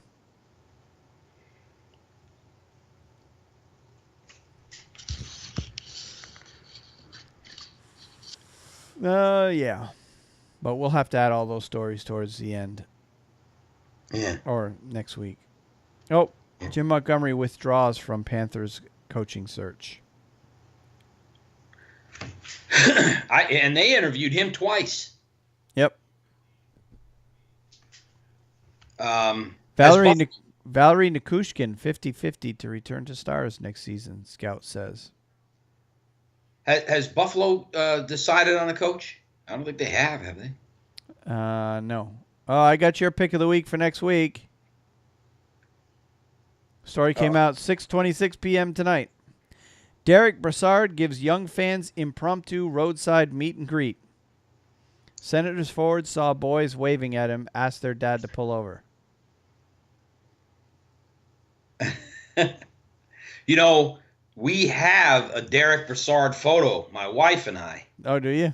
Yeah, he came out and signed autographs a couple years ago after the game that my wife and I went to, and very kind. I miss Derek Brassard, but Mika Zibanejad did a good job as well. So, yep, looks like, it looks like nothing really as big has happened in the last day, which I didn't think. So I will go ahead and get the editing done. Try to get this out tonight before it gets too late. Wayne, man, you look tired. You should get some sleep. Well, I went in at 6 this morning. And I worked till 5 tonight, so yeah, I'm a little gassed. I can hear you. By the end of the week for me, I'll be honest with you, I've got nothing left. Yep. And yeah, today, it's hard to do. It's hard to do the podcast on Friday night. I agree. Yeah, and I came home. I put my head down.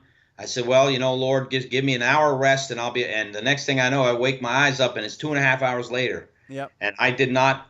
My eyes. I didn't even. I couldn't have got up if I wanted to. I was so tired. I just slept. Some days are like that. Yep. Agreed.